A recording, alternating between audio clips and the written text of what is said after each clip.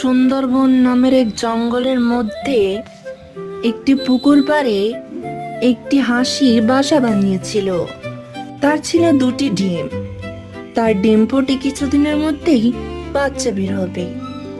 হাঁসটি অত্যাধিক খুশি ছিল, কারণ সে প্রথমবারের মতো মা হতে চলেছে।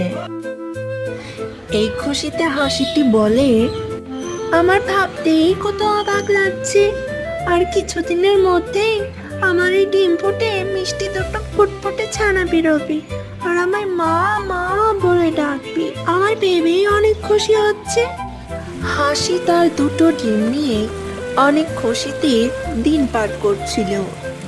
একদিন হাসিটি তার ডিমে তা দিতে দিতে বলল, অনেক তো ক্ষুধা লেগেছে, যে খাবারগুলো মজুত করে রেখেছিলাম সেগুলো তো পুড়িয়ে গেছে।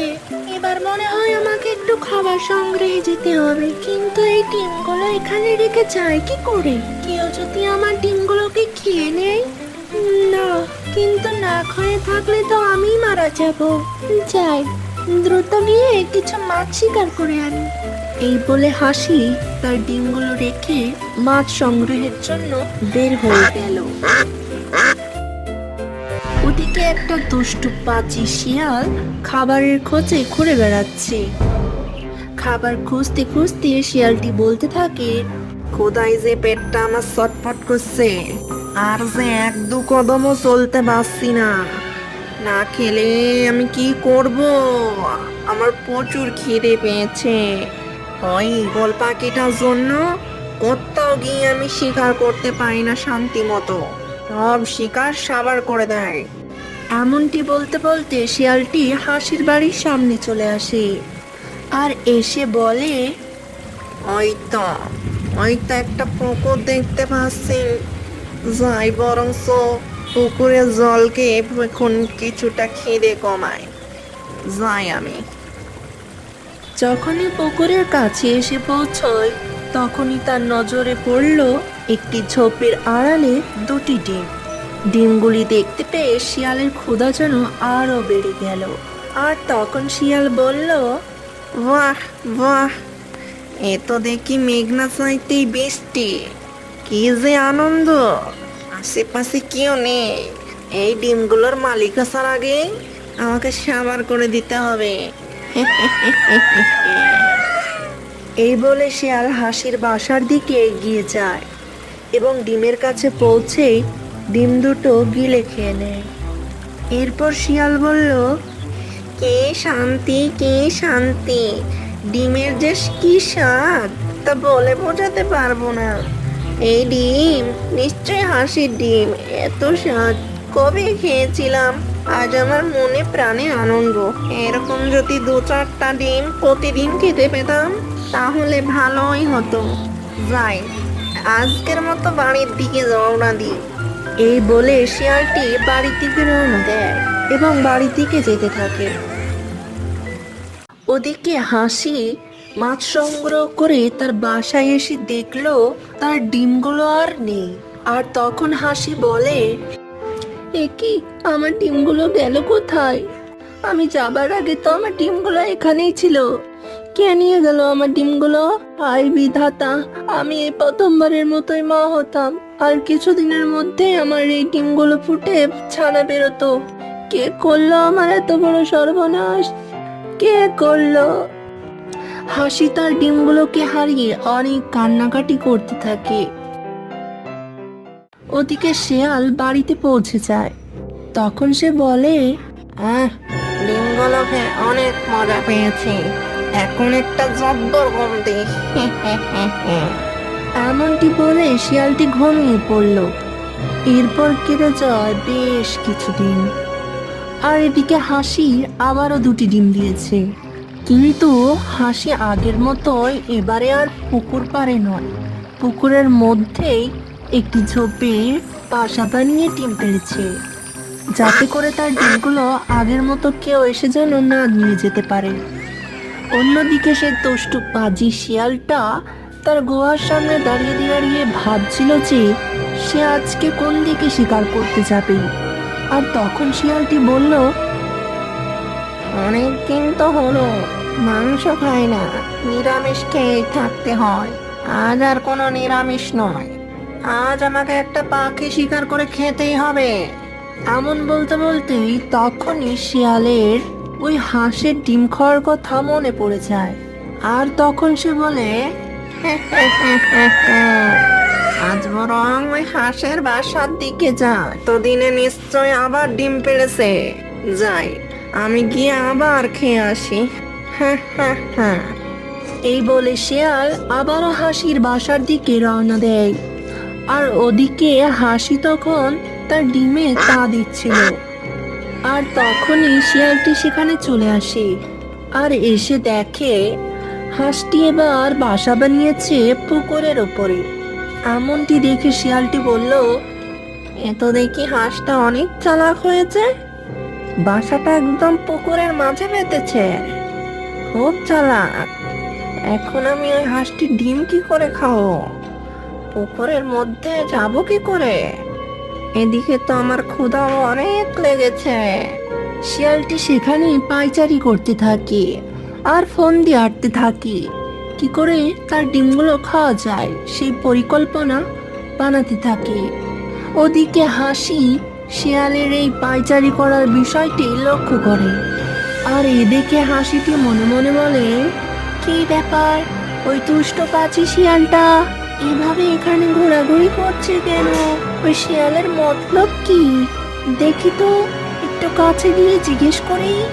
এরপর হাসি শিয়ালের কাছে এগিয়ে যায় আর গিয়ে শিয়ালের উদ্দেশ্য করে বলে, শিয়াল মামা, ও শিয়াল মামা, তোমাকে অনেকক্ষণ ধরে দেখছি, তুমি এখানে ঘোরঘোর করছো, কি হয়েছে তোমার? তুমি কি কিছু খুঁজছো? এমনটি শুনে শিয়ালটি মনে মনে বলে, এই রে, হাঁসটা কিছু বোঝে ফেললো নাকি যে আমি তার ডিমগুলো খাওয়ার জন্য এমন করছি? আরে ভাগ্নে, আমার আর কি হবে, আমি তো এখানে হাঁটাহাঁটি করছিলাম শরীর স্বাস্থ্যর জন্য। শিয়ালের এমন কথা শুনে হাসির মনে সন্দেহ জাগে। এমন সময় শিয়াল বলল, আচ্ছা ভাগ্নে, আমাকে একটা কথা বলো তো, তোমার ওই বাসাটা পুকুর পাড়ে না বানিয়ে পুকুরের মধ্যে বানালে কেন? না, আসলে যদি বাসাটা পুকুরের ধারে বানাতে তাহলে আমিও দেখে রাখতে পারতাম। আসলে শিয়াল মামা, আমার বাসাটা তো পুকুরের ধারেই ছিল, কিন্তু কে এসে আমার ডিমগুলো খেয়ে নিয়েছে, তাই তো এবারে আর পুকুর পাড়ে নয়, পুকুরের মধ্যে বাসা বানিয়েছি। তাহলে হাঁসটা বুঝতে পারেনি যে আমি তার ডিমগুলো খেয়েছি। আচ্ছা মামা, তুমি তাহলে থাকো, আমি গিয়ে কিছু খাবার সংগ্রহ করে আনি। ঠিক আছে ভাগ্নে, যা। এরপর চলে যায় হাসি খাবার সংগ্রহ করতে। আর শিয়ালটি মনে মনে ভাবতে থাকে কি করে তার ডিমগুলোকে খাওয়া যায়। এমনটি ভাবতে ভাবতেই তার নজরে এলো পুকুরের মধ্যে থাকা ব্যাঙটি।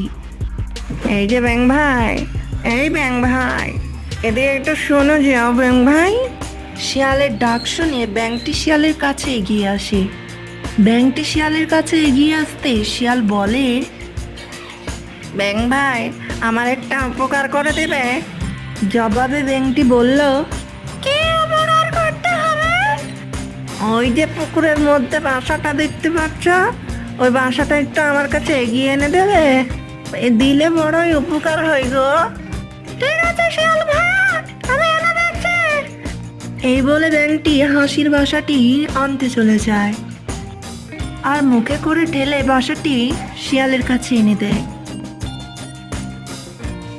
বাসাটি কাছে আনতে দুষ্টু পাজি শিয়াল ডিম দুটিকে খটখট করে খেয়ে চলে যায়। আর ব্যাঙটি এদিকে বুঝতেই পারে না শিয়ালটি কেন এমন করে চলে গেল। কিছুক্ষণের মধ্যে সেখানে হাসি চলে আসে। আসতে হাসিটি দেখে তার বাসাটি পুকুর পাড়ে ডিমশূন্য অবস্থায় পড়ে রয়েছে আর বাসার সঙ্গেই রয়েছে ব্যাঙ। এই দেখে হাসি ব্যাঙের কাছে আসে আর আসতেই দেখে তার বাসায় ডিমগুলো নেই। এই দেখে হাসি অনেক কান্নাকাটি করতে থাকে আর বলে, এ কি, আমার ডিমগুলো কোথায়? আর আমার বাসা এখানে আসলো কি করে? এবারও কি আমি আমার ডিমগুলোকে বাঁচাতে পারলাম না? এমন কান্না দেখে ব্যাংকটি বলল, হাসি, আমাকে ক্ষমা করে দাও, ওই দুষ্ট পাজি শিয়াল। এরপর ব্যাংকটি হাসির কাছে শিয়ালের সব কুকুরটি সম্পর্কে খুলে বলল। বেশ কিছুদিন পর হাসি আবারও ডিম দিয়েছে, আর পুকুরটির ওপরে খড়, লতা পাতা দিয়ে নানান কিছু দিয়ে ঢেকে রাখে। জানো, শিয়াল যদি এবার তার ডিম খেতে আসে তাহলে পুকুরের মধ্যে পড়ে যেন ডুবে মারা যায়। কিছুক্ষণের মধ্যে সেখানে দুষ্টু পাজি শিয়ালটি এসে হাজির হয়। এসেই দেখলো যে হাসি তার ডিমে তা দিচ্ছে, আর এবারে সে পুকুরের মধ্যে নয়, শুকনো ডাঙাতেই বাসা বেঁধেছে। শিয়ালটি বুঝতে পারে না হাসির ফন্দি সম্পর্কে। এরপর শিয়ালটি বলল, আজ দেখছি হাঁসটা, বোকা হাঁসটা তো শুকনো জায়গায় বাসা বানিয়েছে। আজকে হাঁসের ডিমের সঙ্গে সঙ্গে উকি চিবিয়ে খাবো। এমনটি বলে শিয়াল সামনের দিকে এগোতে থাকে। শিয়ালটি কিছু দূর এগোতে শিয়ালের ভারে পুকুরের মধ্যে খড়, লতা পাতা দুভাগ হয়ে শিয়াল জলে পড়ে যায়। আর তখন শিয়াল অনেকটা চিল্লাতে থাকে, বাঁচাও, বাঁচাও, আমাকে বাঁচিয়ে নাও, আমি আর তোমার ডিম খাবো না। আমি এখন ঠিকই বুঝতে পারছি তোমার ডিম খাবো না। বেশি লাভ করার জন্য আমার হয়েছে এই পরিণতি। আমাকে ছেড়ে দাও, বাঁচাও, ও হাঁস ভাগ্নে, বাঁচাও, বাঁচাও। তখন হাসি হাসটি বলল, প্রতিবার তুমি আমার ডিম খেয়ে নাও, কিন্তু এবার তুমি ডুবে মরো। শিয়ালটি চিল্লাতে চিল্লাতে একসময় জলের নিচে তলিয়ে যায়।